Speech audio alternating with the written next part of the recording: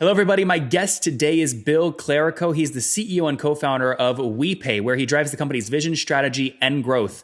WePay's payments API is built specifically for platform businesses like marketplaces, crowdfunding sites, and small business software, like those we've had on the show before, like Constant Contact, Jotform, and some of these folks. These platforms empower millions of sole proprietors to start and grow their businesses. Bill, are you ready to take us to the top? Yeah, really excited. All right, so tell us about WePay. You know, fintech can kind of lurk in the shadows and people have a hard time really grasping what it is. What does WePay do for your customers like Constant Contact and Jotform? Sure. So there's this big revolution happening out there in payments where payments used to be sold kind of door to door by folks that would sell payment terminals to small business owners, or you'd get it through your bank. And so you'd basically contract with a payment company or the bank, and you'd use that to accept credit cards, whether that was in person or online. But what's happened over the last 5 to 10 years is that software companies are totally disrupting that distribution mechanism. So more and more small business owners are using software to grow and run their businesses. And payments are just coming as a tightly embedded or integrated part of that. And so companies like WePay are helping those software companies tightly embed payments into their software offerings so they can then sell them to small businesses. And these are, can I give some other examples like folks like Fiverr, any really marketplace, right? You're powering a lot of those? Yeah, so you can think of folks like GoFundMe or Meetup or, lots of kind of interesting companies that are in interesting verticals. So like one of my favorite companies is a company called Time to Pet. They're a marketplace for dog walkers to connect with customers. So, really any type of marketplace that's connecting buyers and sellers is a really good fit for our platform. And what was the business model? Did you do typical kind of take a cut of a very, very small cut, or what was the model? Yeah, exactly. So payments is typically priced on just a per transaction fee basis. So we charge our customers, the kind of marketplace or the software platform, a fee. Sometimes they add fees on top of that to monetize their business as well. And so the end customer is paying typically around 3% for payment processing, which is about the market rate. We're either charging that end user that, or we're doing a revenue share back to our software platforms. Got it. So that's a pretty fair average. Basically 3 cents on any dollar through these kinds of platforms you work with. That's correct. Yeah. The kind of market rate is like actually about 2.9% plus 30 cents. That's what most payment companies charge. Interesting. And how did you kind of, this space I imagine gets competitive if people try and undercut that single rate. So it's your job to kind of grow volume so you can support lower and lower rates. Where did you feel competitive pressures from and how did you manage that? Yeah. And the really interesting thing is in our space is that the kind of base interchange rates are set by Visa and MasterCard. So that sort of sets a floor for competition. Most folks think that, WePay makes 3%. Actually, we make kind of a tiny fraction of that. The vast majority goes to your credit card company that issues your card as kind of sanctioned by Visa and MasterCard. So really where we see competition is really in attracting software platforms to our solution. And so, we're competing on the quality of our APIs, the quality of the end user experience, speed of payments, quality of customer support. Those are all things that people think about when they choose a payment provider. And typically the rate, is competitive with everyone else, but there's kind of there's actually isn't a lot of variability in those rates overall in the industry. Litecoin just overtook, Ripple just overtook Litecoin in terms of market cap. Obviously, I'm talking blockchain stuff. I assume You're probably keeping your ear to the ground on this kind of stuff. How are you thinking about blockchain at WePay? Yeah, we as a company are just trying to stay super focused on our customers. And our customers are these software platforms that serve small businesses. When those folks start calling us and asking us to support Bitcoin or blockchain or these other solutions, we'll add it. Have they? Absolutely. But I think what we found is that in this part of the market, there really hasn't been a killer application of those technologies yet. So I'm personally super interested, and I own some Bitcoin and Ethereum, and I think there's a lot of exciting momentum there. And I think there's going to enable some cool stuff. But for small businesses and small business software platforms, I think it's still super early. All right, I want to jump more into the backstory here, kind of getting into the head of the 23-year-old Bill, because you grew this thing, and correct me if my numbers are wrong here, but research team said about over $70 million raised over the course of the company, and the price basically was reported on the acquisition, which was, I believe, October this year, of somewhere around $400 million. Was that released publicly, or is that speculation? Yeah, it's still kind of speculation. We haven't, really tried to keep focus on our customers and what we're trying to build, and haven't talked publicly about the financial details of the transaction. Although I think it was a great win for our shareholders and also a win for JP Morgan Chase. That's great. Okay, let's get more of the backstory here. So there's other 23-year-olds listening to this show going, okay, this Bill guy's a killer. I want to be like Bill. Where was your head at when you were 23? What were you coming from? What were you thinking? Yeah, so I always grew up around computers and technology and kind of tinkered and programmed since a really young age. Went to Boston College, studied computer science, I think really got fascinated with the business of technology. Like I could see even in college just how transformational technology had been to the economy and kind of what was left to go. And I said, hey, that's like, if you're going to bet your career on a sector over the next 50 years, seems like technology is the place to be. But I was really interested in the way technology shapes business. And so I went to and became a technology investment banker after college and got to work with some really awesome entrepreneurs, kind of selling companies, taking them public, advising them on all this stuff. And what year was that, Bill? I graduated in 2007. So it was kind of 2007 was kind of a great time to be an investment banker. And then 2008 was not.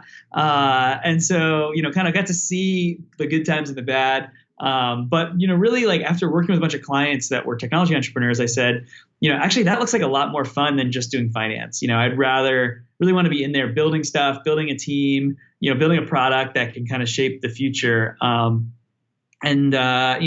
kicking around some ideas with my freshman year roommate in college, Rich Aberman, who's my co-founder. And we really got excited about this concept around making it easy to collect money from friends. It was, we thought it was just hard to split the dinner check, pay rent together, go on trips together. No one really solved that problem. So set out to solve that. Now this was back in what, like 2009-ish? This was basically in like mid to late 2008. Started to get more and more excited about that. Ultimately decided to quit my job, and Rich dropped out of law school. We incorporated the company on August 28th, 2008. Started saying, okay, great, we're going to build this payment platform to make it easy for people to pay their friends. And we just realized how hard payments were. There was fraud and compliance, and you had to get banks to work with you. And here we were, these two 23-year-old kids that just didn't know anything about the industry. We walked into a bank branch and we were like, hey, how do we do this? And they looked at us like we were crazy. What was your payment volume in year one? Maybe $15, $20, whatever we sort of sent to each other. And then I think in year two, it was probably $20,000 or $30,000. Just it was whatever our close friends were using, because it was not a good product at the time. But we started over time. It took us about 2 years, but we started to learn more and more about payments. And we got a bank to work with us, and we figured out fraud, and we figured out regulatory issues around moving money around and all that. But in the meantime, we realized that person-to-person payments was actually a super tough business. We had some great competitors there that were all offering the service for free. And we realized that the value that we created was actually in figuring out all that payment stuff, not in the kind of user experience around person-to-person payments. And so a couple of years in, we said, hey, let's actually expose all this via API, let other entrepreneurs come build on top of us so they don't have to figure out all this other stuff. And that was kind of the genesis for what WePay ultimately became. Today we're not a group payments company. You can't use this to collect money from friends. But if you want to build an application that makes that easy, we have a great set of APIs that make that possible. What did August Capital see back in December 23rd, 2009, where they said, yeah, we'll give you 1.6 million. I mean, what traction were you showing? Were you already off this group payments idea? We were still on group payments. We were seeing some early traction. I think really there it was about a bet on Rich and me and the team we had put together. What was the team size then? Do you remember? We were small. I would say no more than 10 people. So it was really, Rich and myself. And actually, before we raised that money, we were 3 people. It was Rich and myself, and the first employee at the company was a guy named Eric Stern. And it was really us kind of hacking on this, supporting ourselves. We'd been funded by Y Combinator, and that was just enough to kind of keep things going. And then we raised $1.7 million from August Capital and an angel investor named Eric Dunn. That was post Y Combinator? That was right after Y Combinator, yeah. And and that was kind of what allowed us to get an office and hire our first couple of team members as well. But I think that was really a bet on the team and the market because our product and the sort of proof points there, we're still super, super early. Now, what did you grow the company to? So let's fast forward to maybe, fiscal year 2016. What did you guys do there in terms of total payment volume? Yeah, so 2016, definitely sort of low single digit billions as we were growing, but and sort of doubling year over year. And then Obviously coming into this year, another big step up. And then with this recent transaction with Chase, we're excited to kind of take things to the next level. Come on, Bill. Are you're gonna break 10 billion this year? Can't comment, but definitely expecting some really big growth. Your smile is doing all the commenting. So good. Yeah. Lots of growth. Okay, but Bill, let me ask you a serious question, because you had to have run into these people I'm about to mention. So you got off group payments, but there was a company called Tilt just aggressively actually getting into that exact same space around the same time, touching Y Combinator, backed by Andreessen. They just kind of wallowed around for a little bit. And I know most of those guys, they had a very soft kind of landing pad at Airbnb recently. I mean, what did you do different than them? Why did you get a $400 million exit and they kind of floundered trying to figure out the way? Yeah, I have a ton of respect for the team at Tilt, and I think they built a great company. It's really, in my opinion, that market is just a super tough market. The company that was ultimately successful in person-to-person payments was Venmo. And Venmo ended up selling to Braintree for a pretty small amount, way back in, I think, 2012 or 2013. And so really because there's no business model, it's about, people expect that to be free and it's very hard to make money around that. So it makes a lot of sense as part of a bigger platform. And, now most people don't know this, but Venmo's owned by PayPal. It makes sense as part of PayPal's business, but it's not a moneymaker for PayPal. And it's not a great standalone business. I think that's what we ran into and why we had to pivot out of that space. That's what Tilt ran into, and it's what Venmo ran into. Venmo was just able to kind of join forces with a larger player earlier in their life cycle and ultimately solve that problem. When you were going through Y Combinator and right when you were raising that first round of funding, were you being encouraged to figure out a revenue model at that point, or were you just trying to raise to buy more time until you figured out the model? Yeah, I think we always needed, and anytime you're raising money, you need to have thoughts on what your business model is going to look like at scale and how you're ultimately going to make money as a business. But the focus then was really on traction. It was just about how do we grow? How do we demonstrate that people want the service that we're creating? And then if there's good ideas about how to make money in the future, then I think investors at that stage will give you a little bit of a pass on revenue. It's always best. The best case scenario is to be profitable. Next best is generate revenue. Traction is sort of a nice number 3. So that's why we really were focused on traction at that point. I'm trying to get into your brain to understand why you saw what was going to happen in group payments and you didn't see the opportunity. And that might have been because you were trying to make money on it and you realized there was no money to be made. And that's why you were so, I guess maybe you were confident, maybe you weren't, in pivoting to what you are today. Yeah, it was really hard to get traction while we were charging fees. And so it was sort of like anytime you have to choose between traction and and monetization, like you need to have some other strategy for how to monetize. And we figured actually working in the platform space with software platforms, that was a market where we could actually provide valuable technology and be compensated for the value we were adding.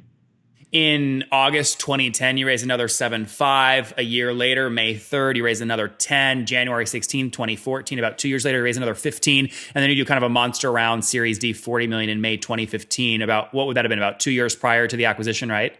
Yep, that's right. As you're kind of growing that, tell us how a company like you kind of in the fintech space is valued. Is it on that key metric? Is it just volume? Is it number of platform partners? What is it? Yeah, I mean, I think there's a number of different ways people look at payment companies. More mature payment companies are definitely valued off of EBITDA and earnings. For us, as just a fast-growing company, it was really around sort of TPV, revenue, and the growth around that. What is TPV, Bill? TPV is total payment volume. Sorry, and that's in the payments industry is a metric we use to just measure the dollar volume going through the system. Got it. Okay, now. There's a saying out there that says once you make a man rich, it's very hard to motivate him. I assume this was a good exit. I mean, you guys raised $74 million. I'm assuming there wasn't some crazy 4x liquidation preference. You said it was a win for both shareholders and for Chase. So you're in a good spot now. Why are you still motivated to be at the company and be growing the space? Yeah, it's a good question. He says with a sigh. This is certainly a good outcome for myself personally and for our team. But I think one of the things that Chase was really thoughtful about here was how do you motivate the team going forward? And so they were really thoughtful to set aside big incentive targets for the team to help grow. And so we've been really fortunate that the team's sticking around. We're going to double the team next year. We're going to take on new office space. Like we get to continue operating as WePay in a really exciting market. But now all of a sudden we're the best funded fintech startup in Silicon Valley. And so that I get to keep doing the things I love with, a huge step up in resources. And so that to me is hugely motivating and something I'm excited about. What was the team size when you sold? We're just under 200 people right now. Personally, what kinds of stuff are you doing on the side? Yeah. So I like to tinker. One of the things that just fascinates me is all the technologies around Raspberry Pi and Arduino, and kind of how you can build these really interesting, things out of hardware now that just weren't possible a couple of years ago. And so, I love kind of just building little, Internet of Things projects and all that. Love to ski, love spending time with family. And I also, one of the things I really love doing is advising other startups and entrepreneurs. So I spend some time with folks at Y Combinator and helping them advise companies. If there's a young 22-year-old male, female, they just graduated, they don't have a lot of debt, not a lot of responsibility yet, they can go live anywhere they want and do anything they want. Where would you suggest, what market would you suggest they really throw their mind share at if the only thing they care about is total potential market size 10 years from now? Yeah, well, first of all, what an amazing opportunity that is. I spoke at MIT Startup Bootcamp many years ago, and I had this big slide that I put up that had a picture of a BMW 3 Series and a big X through it. And it was it was a reference to a lot of the people I've worked with in finance. You get that first big paycheck, maybe you buy a car or something like that. And, my advice was keep your burn rate low and your responsibilities low. And it really frees up the world of opportunities for you to go work on stuff. And that was a decision that Rich and I made, and it was, hugely influential in our life. So do you remember what were your monthly expenses? Do you mind sharing your monthly expenses personally back then? What would you keep them under? Oh, it was almost nothing. We were, when we lived in Boston, we shared an apartment with two other people, and we were probably spending a total between the two of us of about $1,000 a month in rent. And, we'd buy like frozen burgers from Costco, and we'd eat those every night. In bulk. Ramen and, all that. And then when we moved out to Silicon Valley, we lived in kind of Southeast San Jose and, in a house that we rented for $2,000 a month. And we had 3 other roommates and just really kept that burn rate as low as we could because we were self-financing in the early days. And it just gives you options. It lets you stay alive for longer. Yep. Guys, Bill, good stuff, man. Let's wrap up here with the famous 5. Number 1, what's your favorite business book? So one of my favorite business books is not actually a business book. It's called Failure is Not an Option by Gene Kranz. And it's about the stories of the Apollo program and kind of his leadership of the space program through this, with this crazy challenge to put a man on the moon and all the difficulties and pressures and team dynamics that come with that. So it's actually intended more as a biography, but it reads a lot like a business book of how do you manage an organization through a really sort of high potential, stressful time. Number 2, what is a non-mainstream CEO you really respect right now or you're really following closely? Oh, a non-mainstream CEO. I was all prepared to talk about Jamie Dimon at Chase. It's a pretty phenomenal company that we're excited to join. I would say non-mainstream CEO. One of my just personal friends and mentors is Jessica Heron at Stella and Dot. She's built a really great business that has created a lot of opportunity for some meaningful people, and not a company that, like Apple or someone like that dominates the headlines, but I think it's a really interesting company that's created a lot of opportunity. Number 3, what's a tool that you use on a daily basis as you're growing this company? I swear by a tool called SaneBox that goes into my email and filters out all kinds of like junk mail and non-solicited email, and it keeps my inbox a lot more sane. Number 3, how many hours of sleep do you get every night? I try for 6.5, 7, and that's what I kind of need to be at my best. And what's your situation today? Married, single, have kids? I got married just over a year ago to my wife, who's absolutely fantastic, and I look at her as, she's just as important to the success of WePay and my career as I am. So, and no kiddos yet? No kids yet. We are enjoying the double income, no kids life. That's a book right there. All right. And how old are you, Bill? I am 32. Last question. Take us back 12 years. What do you wish your 20-year-old self knew? 20-year-old self. I think I would go back to that burn rate example, and just that, to the extent that, when you graduate from college, that's just such a unique time in your life where you have no responsibilities, no kids, no pets, no burn rate. If you're going to take a risk in your life, that's such a phenomenal time to do it. And something that I'm so glad I did. There you guys have it from Bill. Launched WePay back when he was 23, dabbled around a little bit, realized early on group payments with just 15 grand and total transaction volume in year one was not going to cut it. Scaled the business by helping platforms like Constant Contact, Jotform, basically do online payments quicker and easier among their members. They scaled that thing into the low billions in TPV. And then obviously sold recently to Chase for a reported $400 million. Bill, thank you so much for taking us to the top. Thanks so much for having me.